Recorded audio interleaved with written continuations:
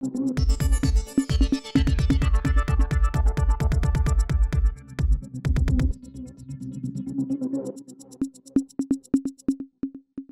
இது news focus Tamil. இந்த நேர்காணலில் நம்முடன் அரசியல் பேச பத்திரிகையாளர் திரு சுபேர் அவர்கள் இணைந்திருக்கிறார். சார் வணக்கம். வணக்கம். இந்திய அரசியலை பொறுத்த வரைக்கும் மோடி 3வது முறையாக என்டிஏ தயவில் பிஎம் ஆகி அவர் தன்னோட அடுத்த கட்ட அரசியலை நகர்த்திட்டு இருக்காரு அப்படிங்கிறத பார்க்குறோம். ஒரு அடுத்த கட்ட அரசியலை பொறுத்த வரைக்கும் இந்திய அளவில் கவனிக்கப்படக்கூடிய அடுத்து என்ன விஷயம் அப்படிங்கிறதுல லோக்சபாவுடைய சபாநாயகர் யார் அப்படிங்கிற விஷயம் ஒரு பெரிய டாக்காக போயிட்டுருக்கு அப்படிங்கிறது கவனிக்கும். அடுத்த வாரம் அதுதான் பெரிய விஷயமா போகுது. இப்போ இந்த வாரத்தில் இடைக்கால சபாநாயகர் யார் அப்படிங்கிற விஷயம் போயிட்டு இருந்தால் அது ஒரு முற்றுப்புள்ளி வச்சுருக்காங்க பாஜகவை சேர்ந்த திரு பரத்ருஹரி பத்தாபே அப்படின்ற மாதிரி ஒரு நபரை அவரை தான் நியமிச்சிருக்காங்க, இடைக்கால சபாநாயகர் நியமிச்சிருக்காங்க. இந்த அரசியல் எப்படி பார்க்குறீங்க? இல்லை, இது மரபு பிரகாரம் பார்த்தீங்கன்னா அது விதிமீறல் அப்படின்றதான் இன்றைக்கி ஜெயராம் ரமேஷ் ஒரு பெரிய அறிக்கையை கொடுத்துருக்காரு. காங்கிரஸ் கட்சியினுடைய முன்னணி தலைவராக இருக்கக்கூடிய ஜெயராம் ரமேஷ் ஒரு அறிக்கையை கொடுத்துருக்காரு. அதாவது 8 முறை நாடாளுமன்ற உறுப்பினராக இருந்தவர் தான் தற்காலிக சபாநாயகராக பதவியேற்று அவங்க தான் புதிதாக வந்திருக்கக்கூடிய நாடாளுமன்ற உறுப்பினர்கள் பதவி பிரமாணம் செய்து வைப்பாங்க. அதுதான் மரபு, தான் வழக்கம். ஆனால் இந்த பரத்ருஹரிங்கிறவர் கிட்டத்தட்ட 7 முறை தான் நாடாளுமன்ற உறுப்பினர் இருந்திருக்கார். ஒரிசாவை சேர்ந்தவர். ஒரிசாவை சேர்ந்த நவீன் பட்நாயக் கட்சியில் 6 முறை நாடாளுமன்ற உறுப்பினராக இருந்திருக்கார். இந்த முறை தான் பிஜேபியில் சேர்ந்து 7வது முறையாக வெற்றி பெற்று இன்றைக்கி அவர் நாடாளுமன்ற உறுப்பினராக இருக்கார். அவர் தான் இன்றைக்கி பதவி பிரமாணம் பண்ணி வைக்கிறாரு. இது ஒரு விதிமீறல் அப்படிங்கிறாங்க. காங்கிரஸ் கட்சி ப்ரிஃபர் பண்ணுறக்கூடிய ஆள் அப்படின்னா கேரளாவை சேர்ந்த கொடுங்குன்னி சுரேஷ், மாவேலிக்கரா தொகுதியினுடைய 8 முறை அங்கே நாடாளுமன்ற உறுப்பினராக தேர்ந்தெடுக்கப்பட்டவர். அவர் தான் பதவி பிரமாணம் செய்து வைக்கணும். அதான் ஒரு மரபு, சீனியர் பர்சன். அந்த அடிப்படையில் அவர் தான் செஞ்சு வைக்கணும் அப்படிங்கிறாங்க. இன்னொரு காரணமும் காங்கிரஸ் கட்சி தலித்துகளுக்கு அநீதி இழைத்திருக்கு அப்படின்ற மாதிரியான குற்றச்சாட்டை வைக்கிறாங்க. என்னன்னா, இந்த சுரேஷ் ஒரு தலித் சமூகத்தை சேர்ந்தவர், அவர் ஒரு பதவி பிரமாணம் செஞ்சு வைக்கிறது இவங்க ஏற்றுக்க மாட்டேங்கிறாங்க. இப்போ இதுலேயும் ஆரம்பத்திலேயே இவங்க ஒரு விதிமீறல் பண்ணுறாங்க. இவங்க கொஞ்சம் கூட அவருடைய இதை மாற்றிக்கிறல அப்படிங்கிற மாதிரி ஒரு குற்றச்சாட்டை வச்சுருக்காங்க. இது ஏறக்குறைய உண்மைதான். பிஜேபி இப்போ என்ன நினைக்கிது அப்படின்னா, பழைய சபாநாயகர் அந்த ஓம் பிர்லாவை திருப்பி சபாநாயகராக கொண்டு வரதுக்கு முயற்சிகள் எடுத்துகிட்டு இருக்கிறாங்க. அது எதிர்கட்சி, அதுக்கு உண்டான வேலைகள் நடந்துகிட்டு இருக்கு. ஆனால் ஏறக்குறைய அந்த கூட்டணி கட்சிகள், என்டிஏல இருக்கக்கூடிய கூட்டணி கட்சிகள் அவங்க ஆல்மோஸ்ட் அவங்க பேசி கரெக்ட் பண்ணிட்டாங்கன்ற மாதிரி தான் தகவல் வருது. ஏன்னா அவங்க இப்போ பார்லிமெண்ட்டில் அந்த அமைச்சரவை ஆர்கனைஸ் பண்ணதில் எல்லாமே அவங்க நினச்ச மாதிரி எல்லா பொறுப்புகளையும் அவங்க எடுத்துக்கிட்டாங்க. அதே மாதிரி சபாநாயகருங்கிறது ரொம்ப ஒரு முக்கியமான ஒரு பதவியாக இருக்குது. இந்த நேரத்தில் யார் இருக்கணும், யார் இருக்கக்கூடாது, யார் எந்த கட்சியில் இருக்கணும், யார் எந்த கட்சிக்கு வரணும் அப்படிங்கிறதெல்லாம் அவர் தான் தீர்மானிக்க போகிறாரு. அப்படிங்கும்போது இந்த நேரத்தில் சபாநாயகருடைய பதவி மிக மிக பவர்ஃபுல்லான ஒரு விஷயம். அவங்க இப்போ பிஜேபி சார்பில் பழைய சபாநாயகர் ஓம் பிர்லாவை ப்ரிஃபர் பண்ணுறாங்க. அவர் ஒருவேளை அவரை என்டிஏவில் இருக்கக்கூடிய கூட்டணி கட்சிகள் ஏற்றுக்கொள்ளாத பட்சத்தில் புரந்தேஸ்வரியை அவங்க ரெஃபர் பண்ணுறாங்க. புரந்தேஸ்வரியை அவங்க ரெஃபர் பண்ணுறதுக்கு காரணம் 2 காரணம் இருக்குது. ஒன்று, அவங்க ஆந்திரா மாநிலத்தை சேர்ந்தவங்க, தென் மாநிலத்தை சேர்ந்தவங்க, ஆந்திராவில் பாஜகவினுடைய தலைவராக இருக்கிறாங்க. எல்லாவற்றும் கூடுதல் சிறப்பு என்னென்னா சந்திரபாபு நாயுடுனுடைய மனைவியுடைய மச்சினச்சி. அதனால அவரை மனைவியோட தங்கச்சி காம்ப்ரமைஸ் பண்ணிடலாம், ஒரே கடையில் 2 மாங்காங்கிற மாதிரி இந்த 2 ஆப்ஷன் வச்சுருப்பாங்க. இந்த 2 ஆப்ஷனில் ஏதாவது ஒன்று அவங்க நிறைவேற்றிடுவாங்க அப்படிங்கிறதா இருக்குது. நமக்கு மைனாரிட்டி கவர்மெண்ட்டுன்னு நம்ம சொன்னாலும் கூட, ஆனால் அவர்கள் நினைச்சதெல்லாம் செஞ்சுட்டு இருக்காங்க. அந்த அளவுக்கு அந்த இன்ஃப்ளூயன்ஸை பயன்படுத்துகிறாங்க. ஒரு தற்காலிக சபாநாயகராக ஒருத்தரை நியமிக்கிறதுக்கு இவ்வளோ விதிமீறல், மரபு மீறல் நடந்திருக்குங்கிறத முதற்கட்டமாக பார்க்க வேண்டியது இருக்குது. இப்போ பாஜக பலரும் முன் வச்சுட்டு இருந்தாங்க. என்னன்னா, பாஜக இந்த மாதிரி பெரும்பான்மை இழந்திருக்கிறதுனால மோடியில் பழைய ஆட்டத்தை ஆட முடியாது, களம் வேறு மாதிரி மாறிடுச்சு. இன்னும் அவர் என்டிஏட பிடியில் தான் இருக்கார். என்டிஏல குறிப்பாக நிதிஷோடைய கையும் நாயுடோட கையும் ஓங்கியிருக்கு அப்படின்னு தான் பலரும் முன் வச்சாங்க. ஏன்னா 2 பேரும் அரசியல் சாதுரியமாக செய்யக்கூடியவங்க, சாணக்கியத்தன்மை கொண்டவங்க, மோடிக்கு எதிர்பார்க்குற நேரத்தில் சில விஷயத்தை கொடுப்பாங்க அப்படிங்கிற மாதிரி சொல்லிட்டு இருந்தாங்க. இந்த அமைச்சரவையெல்லாம் கொடுக்கப்பட்டது கூட பார்த்திங்கன்னா ஒரு வேறு வழி இல்லாமல் மோடி அவங்களுக்கே கொடுக்குன்ற ஒரு இடத்துக்கு தள்ளப்பட்டதுனால தான் கொடுத்தாரு. அவர் இன்னும் பழைய மாதிரி அப்படியே இருக்குன்றது காட்டலை. அந்த அரசியல் வேறு, நம்ம இப்படி பார்க்கணும்னு சொல்லி பார்வை முன் வச்சாங்க. இல்லை, அந்த பார்வைலாம் அவ்வளவும் தப்பா? இல்லை, இது ஒரு வழிக்கு அவர் ஒன்றும் தன்னை எப்படியுமே ஒரு 10 வருடம் ஒரு மன்னர் மாதிரி இருந்தாங்க. கூட்டணி கட்சிகளே கிடையாது, எதிர்கட்சிகளே கிடையாது, தான் நினைச்சதை உடனே நிறைவேற்றிட்டு இருந்தாங்க. இப்போ என்டிஏங்கிற ஒரு கூட்டணி ஒரு பேருக்கு தான் இருக்குது. அதுலேருந்து 2 கட்சி தான் மேஜராக சொல்லக்கூடிய கட்சி. மிச்ச கட்சியெல்லாம் பேருக்கு 1, 2, 4, 5 தான் வச்சுருக்காங்க. அதிகபட்சமாக 5 சீட்டுக்குள்ளே இருக்கக்கூடிய கட்சிகள் தான். அவங்க ஈஸியாக அவங்கள தன் பக்கம் கொண்டு வந்துருவாங்க. இந்த சந்திரபாபு நாயுடும் நிதிஷ்குமார் தான் மெயினான பார்ட்டியாக இருக்கிறாங்க. அவங்களையும் ஏறக்குறைய நிதிஷ்குமார் காலில் விழுந்து ஆசீர்வாதங்கிற வரைக்கும் போயிட்டார். அந்த அளவுக்கு அவங்களையும் தன்னுடைய வசத்தை கொண்டு வந்துட்டாங்க. ஆனால் இது எல்லாமே தற்காலிகமானது தான். ஒரு அளவுக்கு மீள் அவங்க இங்கே ஆதிக்கம் செலுத்துகிற பட்சத்தில் என்னதான் நீங்கள் கூட்டணி கட்சியாக இருந்தாலும் அவர்கள் வெகுண்டெழுவார்கள். அது விரைவில் நடக்க போகுது. ஏன்னா தன்னிச்சையாக சில முடிவுகள் எடுத்துகிட்டு இருக்காங்க. இவர்கள் 2 பேரும் மாநிலத்தில் தன்னுடைய கட்சிகளை வலுப்படுத்தணும், மாநிலத்தில் தன்னுடைய செல்வாக்கு நிலைநிறுத்தி கொள்ளணும் அப்படின்னா சில விஷயங்களை அவங்க எதிர்த்து போராடத்தான் செய்வாங்க. அப்படிங்கிற ஒரு சூழ்நிலை வர்றப்ப நிச்சயம் இந்த கூட்டணிக்குள்ளே ஒரு சலசலப்பு வரும். இது எதிர்க்கட்சிகளுக்கு ஒரு பெரிய ஜாக்பாட். இவங்க தன்னிச்சையாக நடந்துகிட்டே இருக்கிறது ஆட்டோமேட்டிக்காக கூட்டணிக்குள்ள ஒரு குழப்பத்தை ஆரம்பிச்சிடும். ஏன்னா வந்து அட்ஜஸ்ட் பண்ணி போய் அரவணைச்சு போயிட்டாங்கன்னா ஆட்சி 5 வருஷம் கொண்டு போயிடுவாங்க. இவங்க அந்த மாதிரியான மனநிலை இல்லை, அந்த மாதிரியான மனநிலையில் அவங்க இது வரைக்கும் ஆட்சி செய்ததும் கிடையாது. அப்படிங்கும்போது கூட்டணி கட்சிகள் மீது ஆதிக்கம் செலுத்துறப்ப அவங்க ஒரு அளவுக்கு மேலே தாங்க மாட்டாங்க, வெகுண்டெழுந்து வெளியில் வருவாங்க. அது வெகு விரைவில் வரக்கூடிய சூழல் இருக்குது. இப்போ நீங்கள் சொல்கிறதுக்கான ஒரு விஷயம், அதுக்கான ரீசெண்ட் எக்ஸாம்பிளாக இதை பார்க்கலாமான்றதை நீங்கள் சொல்லுங்கள். பீகாரில் வந்து அண்மையில் ஒரு நிதிஷ்குமார் வந்து ஒரு கேஸ்ட் பேஸ்டு ஒரு சர்வே நடத்தினதார் பார்த்தோம். அந்த சர்வே நடத்தி அதன் காரணமாக வந்து 50% ரிசர்வேஷனை 65% எக்ஸ்ட்ரா 15% ஆட் பண்ணி அதை வழங்கியிருந்தார். அதை அமல்படுத்தவும் செஞ்சார் அப்படிங்கிறத பார்த்தோம். பட் அதை எதிர்த்து ஒரு வழக்கு தொடுக்கப்பட்டுச்சு. அந்த வழக்கு வந்து இப்போ பாட்னா உயர்நீதிமன்றம் விசாரித்து ஜட்ஜ்மெண்ட் கொடுத்துருக்காங்க. பழசு என்ன இருந்துச்சோ, ஏற்கனவே 50 இருந்துச்சு, அந்த 50 தான் தொடரணும், அந்த 50 நான் ரத்து பண்ணுறேன் அப்படிங்கிற மாதிரி சொல்லிட்டு சில விஷயங்களை கொடுத்துருந்தார். எதன் அடிப்படையில் நீங்கள் கொடுத்தீங்க, அதை ஆய்வு செய்யணும், அது நீங்கள் கொடுக்குற வெல்ஃபேர்ஸ்லாம் யாருக்கு போய் சேருதுங்கிறதெல்லாம் விசாரிக்கணும், அது விசாரித்து அதை வந்து நடைமுறைப்படுத்தணும், நீங்கள் எடுத்த சர்வே முடிவு வந்து அறிவியல் பூர்வமாக இல்லை அப்படின்ற மாதிரி மறுத்து சொல்லியிருந்தாங்க. இப்போ அவங்க உச்சநீதிமன்றம் போகிறதுக்கான விஷயத்தை முன்னெடுக்கிறாங்க. இப்போ இது வந்து நிதிஷ்குமாரனுடைய முக்கியமான அரசியலே ஸ்டேட்டில் இந்த சமூக நீதி ஜஸ்டிஸ் தான் அந்த அரசு தான் அவரோட முக்கியமானது. இப்போ அதில் நீதிமன்றம் தலையிட்டு இருக்கு. இப்போ இது வந்து பாஜகவுடைய தலையீடாக பார்க்கலாமா, அல்லது இது நீதிமன்றம் வேற, இது அரசியலாக பார்க்க முடியாது அப்படின்னு பார்க்கலாமா, இது எப்படிலாம் பார்க்கலாம்? இல்லை, முதல் கட்டமாக 50% இருந்தது 65% அவர் வந்து கூட்டி கொடுத்து இடஒதுக்கீடை வந்து ஒரு இன்க்ரீஸ் பண்ணார். அதுதான் பெரிய அளவில் இந்தியா முழுக்க ஜாதிவாரி கணக்கெடுப்பு நடத்தணும், மற்ற மாநிலங்கள்லாம் நடத்தணும்னு சொல்லி அவர் நிதிஷ்குமாருடைய முதல் கோரிக்கை. பல மாநிலங்களில் ஜாதிவாரி கணக்கெடுப்பு நடத்தணுன்ற ஒரு கோரிக்கை வச்சுட்டாங்க மாநில கட்சிகள். இதுதான் பெரிய அளவில் போச்சு. காங்கிரஸ் கட்சி தேர்தல் அறிக்கை கூட நாங்கள் ஜாதிவாரி கணக்கெடுப்பு இந்தியா முழுவதும் நடத்த போகிறோம்னு சொன்னாங்க.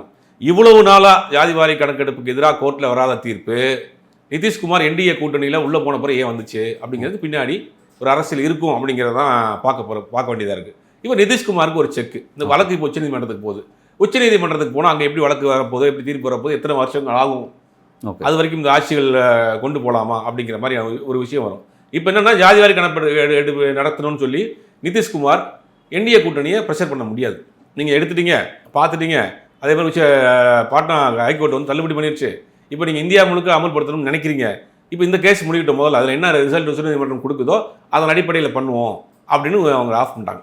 இப்போ நிதிஷ்குமாருக்கு வந்து மாநில அரசையும் மாநிலத்தில் இருக்கக்கூடிய கட்சிகளையும் காம்ப்ரமைஸ் பண்ணிடலாம், நிதிஷ்குமாரையும் வந்து இதை தன்னுடைய கண்ட்ரோலில் வச்சுக்கலாம் அப்படிங்கிறத முதல் கட்டம் பார்க்க வேண்டியது. இதே இது நாயுடுக்கு அந்த பக்கம் போனீங்கன்னா அமராவதி தான் அவருடைய ட்ரீம் ப்ராஜெக்ட். அமராவதி தலைநகரம் ஆக்கணும், கிட்டத்தட்ட 1000 கோடி ரூபாய்க்கு மேலே ஃபண்டு கேட்குறாரு. அப்புறம் கோதாவரி கிருஷ்ணா அந்த ப்ராஜெக்ட், ரிவர் ப்ராஜெக்ட், அது ஆல்ரெடி பாதியிலே நிற்கிது. இந்த ரெண்டுக்கும் பெரிய அளவில் ஃபண்ட் எதிர்பார்க்குறாரு நாயுடு. அது ஒன்றும் இது வரைக்கும் ஒரு ரூபா கூட ரிலீஸ் பண்ணல. அது கொடுக்காத பட்சத்தில் அங்கே என்ன செய்ய போகிறாங்க, இல்லை அங்கே இதாக ஒரு கேஸை போட்டு அதையும் பிளாக் பண்ணுவாங்களா அப்படிங்கிறதெல்லாம் செய்வாங்க. ஏன்னா செய்யக்கூடிய ஆட்கள் தான். இப்போ தெரியாதனமாக 2 பேரும் மாட்டியிருக்காங்க போய். ஆனால் நாயுடு அதில் வந்து தப்பிச்சு வந்துடுவார்னு நினைக்கிறேன். ஏன்னா அவர் வந்து 14 பேர் கொண்ட ஒரு குடும்பத்திலேருந்து ஒரு கட்சியை ஒரே சிங்கிள் அழகாக தூக்கிட்டு வந்த பார்ட்டி அது. அதனால் கிட்டத்தட்ட 40-50 வருஷம் அரசியல் அனுபவம் இருக்குது. மத்தியிலையும் பெரிய அளவில் ரோல் பண்ணியிருக்கிறாரு. அப்படி இருந்த ஒரு கடந்த காலத்தில் வந்து தன்னுடைய எம்பிக்களை இதே பாஜக கிட்ட மோடியுடைய அரசியலில், இந்த குதிரைபேர அரசியலில் இழந்திருக்காரு. அது அந்த நேரத்தில் எவ்வளோ பெரிய சாணக்கியம் இழந்தாலும் ஃபுல் மெஜாரிட்டியில் இருக்கிறப்ப நீங்கள் வந்து அந்த நேரத்தில் அரசியல் சாணக்கியம்லாம் பண்ண முடியாது. நேரடியாக போய் எந்த பாகுபாடெல்லாம் தூக்கி வந்துருவாங்க. அப்படி இருக்கிற சூழ்நிலையில் வந்து சாணக்கியத்தனம்லாம் அங்கே எடுப்படாது. ஆனால் இப்போ உள்ள சூழ்நிலைக்கு அதை செய்ய முடியாது. ஏன்னா எல்லாருடைய கையும் அங்கே ஓங்கி இருக்கிறதுனால அது கொஞ்சம் சிக்கலாக தான் போகும். இப்போ நிதிஷ்குமாருக்கு இந்த ஜாதிவாரி கணக்கெடுப்பில் ஒரு செக் வச்சுருக்குறாங்க பார்த்தீங்களா. மற்ற மாநிலத்துக்கும் சேர்த்து ஒரு செக்கு. பீகார் நீதிமன்றம் கொடுத்த தீர்ப்பு வந்து எல்லா மாநிலத்துக்கும் ஒரு செக். இந்த ஜாதிவாரி கணக்கெடுப்பு நடத்துனீங்கன்னா இந்த மாதிரி ஒரு சட்ட ரீதியான சிக்கல் இருக்குது. 1992 கொடுத்த உச்சநீதிமன்ற தீர்ப்பினுடைய ஒரு இது போட்டிருக்கிறாங்க. அதன் அடிப்படையில் தான் நாங்கள் இந்த தீர்ப்பு கொடுத்துருக்கோம் அப்படின்றாங்க. இதை எதிர்த்து உச்சநீதிமன்றத்துக்கு போயிருக்காங்க. உச்சநீதிமன்றம் கொடுக்கக்கூடிய தீர்ப்பு தான் ஃபைனல். அவங்க என்ன கொடுக்குறாங்க அப்படிங்கிறத வச்சு தான் நீ ஜாதிவாரி கணக்கெடுப்பு இந்தியா முழுக்க நடத்துவாங்களா, அந்த கோரிக்கை நீ என்ன ஆக போகுது அப்படிங்கிறத உச்சநீதிமன்றம் கொடுக்கக்கூடிய தீர்ப்பு பொறுத்து தான் இருக்குது. அது உச்சநீதிமன்றம் எப்போ கொடுக்குது, எத்தனை வருஷத்தில் கொடுக்குது அப்படிங்கிறத வெயிட் பண்ணி தான் பார்க்கணும். ஓகே, இப்போ இந்த விஷயம் வந்து நிதிஷனுடைய முக்கியமான பிரதான விஷயம் 2. அதில் ஒன்று வந்து இந்த விஷயம், இது கோர்ட் என்ன சொல்கிறதுங்கிறத வச்சு நம்ம பார்க்க முடியும். அடுத்தது வந்து அந்த அக்னிபாத் விஷயம், அந்த விஷயம் வந்து ரொம்ப சீரியஸான விஷயம். அதுக்கு வந்து கோர்ட்டெல்லாம் வந்து ஒரு பெரிய பிரச்சனை கிடையாது. இப்போ அந்த விஷயத்தை எப்படி ஸ்ட்ரெஸ் வந்து பாஜகவுக்கு நிதிஷ் கொடுப்பார்? இல்லை, கண்டிப்பாக கொடுத்து ஆகணும். ஏன்னா அக்னிபாத்தை வந்து ஒரு கான்ட்ராக்ட் பேசிஸில் மிலிட்ரி கால் எடுக்கிறதுலாம் வந்து இது வரைக்கும் இந்தியாவில் நம்ம பார்த்ததே கிடையாது. அது குறிப்பாக பாதிக்கப்படுறது யாரும் பீகார் கூட இருக்கக்கூடிய மக்கள். அடிமட்டத்தக்கூடிய சோல்ஜர்ஸ் நிறையா பேர் பீகார்லேருந்து தான் போகிறாங்க. அப்படிங்கும்போது அவங்களுடைய வேலைவாய்ப்பு பறிக்கப்படுது, அவங்களுக்கு ஒரு வேலைவாய்ப்பினுடைய நம்பத்தன்மை போயிடுது, பெனிஃபிட்ஸ் எல்லாம் போயிடுது. அப்படிங்கும்போது அவங்க தான் பெரிய அளவில் பாதிக்கப்படுறாங்க. ரயிலில் எரிக்கப்பட்டு ஒரு பெரிய போராட்டம் நடந்தது. அக்னிபாத்துக்கு எதிராக பெரிய போராட்டம் பீகாரில் நடந்தது. இவர் அதை கோரிக்கையாக வச்சார். நாடாளுமன்ற தேர்தலில் அக்னிபாத் திட்டத்தை நாங்கள் ரத்து செய்வோம்னு சொல்லி கோரிக்கையாக வச்சு தான் ஓட்டு கேட்டு வந்திருக்காரு. ஆனால் பிஜேபி இதை மறுபரிசீலனை பண்ணுமா அப்படிங்கிறது தெரியல. இப்போ ஆல்ரெடி எடுத்துருக்காங்க இல்லையா, அவங்க என்ன செய்ய போகிறாங்க, அவங்களை பெர்மனெண்ட் பண்ண போகிறாங்களா, புது ஆள் எடுக்க போகிறாங்களா, இல்லை இந்த அக்னிபாத் ஸ்கீமே கேன்சல் பண்ண போகிறாங்களா அப்படிங்கிறது தெரியல. இது ஒரு பீகாரில் இருக்கக்கூடிய நிதிஷ்குமார் செய்யக்கூடிய அரசியலுக்கு ஒரு பெரிய சிக்கல். இதை கண்டிப்பாக அவர் செஞ்சே ஆகணும். செய்யாத பட்சத்தில் அவருடைய அந்த மாநில அரசினுடைய அந்த பிடியை அவர் இழந்துருவார். மாநில அரசில் நிதிஷ் இந்த பாஜகவோட தயவு தான் எதிர்பார்த்திருக்காரு. நாயுடு மாதிரி வந்து ஒரு தனிப்பெரும்பான்மையில் அவர் இல்லை. அப்படி வச்சுக்கிட்டு அவர் வந்து நினைச்சதெல்லாம் செஞ்சிட முடியுமா மாநிலத்தில்? நாளைக்கு வந்து பாஜக அவர் கைவிட்டுச்சுன்னா நிச்சயமா அவர் அடுத்து ஆட்சியை கலந்துருமே. அவருக்கு பாஜக கைவிட்டால் இந்த பக்கம் ரெடியாக இருக்காரு, தேசிய யாதவ் ரெடியாக இருக்காரு, காங்கிரஸ் ரெடியாக இருக்குது. அப்படியே கொடுத்தாங்கன்னா ஆல்ரெடி அங்கே அது பண்ணிடுவாங்க. இன்னொரு ஆப்ஷன் அங்கே ரெடியாக இருக்குது. அதுக்கான வாய்ப்பு இருக்குங்களா? இருக்குது, ஆல்ரெடி இருக்குது. ஓகே, இப்போ வந்து எதிர்க்கு நண்பன் தானே உங்களுக்கு. அந்த மாதிரி மாநிலத்தில் ஒரு அக்னிபாத் திட்டத்தை நாங்கள் ரத்து செய்ய போகிறோம்னு சொல்லி தான் ஓட்டு கேட்டிருக்கிறாரு நிதிஷ்குமார். அது நிறைவேறாத பட்சத்தில் தேர்தல் நெருங்க என்ன பண்ணுவார்னா அதை காரணம் காட்டி வெளியே வருவார். அசம்பிளி எலெக்ஷன் நெருங்க என்ன பண்ணுவார்னா இவர் எல்லா ஸ்டண்ட் அடிக்கக்கூடிய ஆள் தான் அவர். நெருங்க நான் வந்து மாநில பிஜேபி அரசாங்கத்தோட நான் இன்னும் அவர் அப்படி ஒரு பல்ட்டி அடிச்சாருன்னா அது ஆர்ஜேடி ஏத்துக்குமா? ஆர்ஜேடி வந்து இப்போ ஆர்ஜேடிக்கு வந்து பிடிமானம் இல்லாமல் இருக்கு, அதனால தேவைப்படுது, இவரை தேவைப்படுது. ஆனால் அவங்க கையில் எடுத்து இவரை அவங்க காலி பண்ணுவாங்க அடுத்து. ஓகே, அதுக்கான வாய்ப்பு அவங்க பண்ணுவாங்க. ஆர்ஜேடி காங்கிரஸ் பிளஸ் நிதிஷ் இந்த காம்பினேஷன்ல திருப்பி இந்த கூட்டணி மாநிலத்தில் உருவாகிறது வாய்ப்புகள் அதிகம். கண்டிப்பா அக்னிபாத் திட்டத்தை வந்து பிஜேபி வந்து கேன்சல் பண்ண மாட்டாங்க. இது ஆர்எஸ்எஸ்னுடைய ஐடியாலஜியில் உள்ள ஒரு திட்டம். ஆர்எஸ்எஸ்ல இருந்து இருக்கக்கூடிய ஆட்களை ட்ரெயின் பண்ணி தான் உள்ள கொண்டு வர்றாங்க. அதுதான் குற்றச்சாட்டே. அக்னிபாத் திட்டத்துடைய மெயின் குற்றச்சாட்டே எதிர்கட்சியில் வைக்கக்கூடிய குற்றச்சாட்டுனா ஆர்எஸ்எஸ்னுடைய இந்த சாகாவில் பயிற்சி பெற்ற ஆட்களை உள்ள கொண்டு வராங்க. எப்படி தமிழ்நாட்டில் ஃப்ரெண்ட்ஸ் ஆஃப் போலீஸ் கொண்டு வராங்களே அந்த மாதிரி ஒரு ஸ்கீமும் மிலிட்ரிக்குள்ள கொண்டு வராங்க. இந்த நாட்டுக்கே ஒரு பெரிய ஆபத்து அப்படிங்கிறதான் குற்றச்சாட்டு. அது குற்றச்சாட்டுல மேக்சிமம் உண்மையும் கூட. ஆனால் அதை இவங்க உடனே வந்து அதை நிப்பாட்டுவாங்களாங்கிறது தெரியல. ஆனால் இது என்னன்னா இந்த பிரச்சனை இப்படியே போயிட்டு இருக்கப்ப நெக் டு நெக் வர்றப்ப நிதிஷ் இதை காரணம் காட்டி வெளியே வருவார். இதை வெளியில் வந்தாருன்னா மாநிலத்தில் அவங்களுக்கு ஆல்ரெடி கூட்டணி இருக்கிறப்ப அந்த கூட்டணியோட மாநிலத்தை திருப்பி ஆட்சி அமைக்கிறதுக்கு வாய்ப்பு இருக்குது. இது எல்லாமே மிக விரைவில் நடக்கக்கூடிய சூழ்நிலை மாதிரி தான் இருக்குது. ஏன்னா 2 ஸ்கீம் தான் முக்கியமான பிளானாக வச்சுருக்காரு. ஒன்று நம்ம ஜாதிவாரி கணக்கு, ஒன்று அக்னிபாத் திட்டத்தை ரத்து பண்ணணும். இந்த பக்கம் நாயுடுக்கு பார்த்தீங்கன்னா அமராவதியும் இந்த கோதாவரி கிருஷ்ணா ரிவர் இணைப்பு, இந்த 3 தான் அவங்க 2 பேருக்கு இது முக்கியமான விஷயமா இருக்குது. இது 2மே நடக்காத பட்சத்தில் அவங்களுக்கு அங்கே மாநிலத்தில் ஆட்சியில் பெரிய வலுவான போர்ட்ஃபோலியோவும் கிடையாது. பார்த்தீங்கன்னா இந்த சந்திரபாபு நாயுடுக்கு விமான போக்குவரத்துறை கொடுத்துருக்காங்க. நம்ம இந்தியாவில் விமான சர்வீஸே கிடையாது கவர்மெண்ட்டோடையது. அப்படிங்கும்போது பெருசாக அவங்களுக்கு ஒரு போர்ட்ஃபோலியோவும் கிடையாது. அவங்க நினச்ச ஸ்கீமும் பண்ண முடியலன்னா இதெல்லாம் பெரிய விஷயம்னா எல்லாம் 2மே மாநில கட்சிகள். இதை எதிர்த்து அவங்க செய்யலைன்னா மாநிலத்தில் அவரால் ஆட்சி செய்ய முடியாது, அரசியல் பண்ண முடியாது. அப்படிங்கிற ஒரு சூழ்நிலை வரப்போ கண்டிப்பாக அதை எடுத்து வெளியே வரது தான் வாய்ப்பு இருக்குது. ஒரு இப்போ 6 மாதம் வந்து இப்போ இவங்களான ஒரு வெயிட்டிங் பீரியட், அதாவது நிதிஷ் நாயுடும் கோரிக்கைக்கு என்ன சென்ட்ரல் கவர்மெண்ட் ரியாக்ஷன் கொடுக்குறது வெயிட் பண்ணி பார்க்குறாங்க. அதே மாதிரி 6 மாதத்தில் அவர் வந்து இவங்க தயவு இல்லாமல் நம்ம ஒரு மெஜாரிட்டியாக ஆட்சி அமைக்கிறதுக்கான அந்த ஒரு மூவ் மோடி முன்னெடுக்கிறான்னு சொல்கிறாங்க. நாளைக்கு 6 மாதம் வச்சு அவர் அந்த மூவ் எடுத்து இவங்களை கழட்டி விட்டாரா எடுத்துனா அது எப்படி நகரும் பார்க்கலாம். வாய்ப்பு இருக்குது. அதுதான் சபாநாயகர் முக்கியமாக அவங்க போடுறாங்க. சபாநாயகர் தன்னுடைய ஆளாக இருந்தாருன்னா இப்போ சந்திரபாபு நாயுடுல 16 பேர் இருக்காங்க. இந்த 16 பேரில் 9 பேர் தனியாக போயிட்டாங்கன்னு வச்சுக்கோங்க, தனி ஒரு அணியாக செயல்படலாம். அது சபாநாயகர் ஏற்றுக்கிறார். அவர் ஒரு சந்திரபாபு நாயுடு கட்சியினுடைய BE அப்படின்னு ஏதாவது ஒரு அவங்களுக்கு ஒரு நம்பர் போட்டு அவங்க உட்கார வச்சுருவாங்க. அந்த குழு வந்து யாருக்கு ஆதரவு கொடுக்கலாம், அந்த வேலையை செய்வாங்க.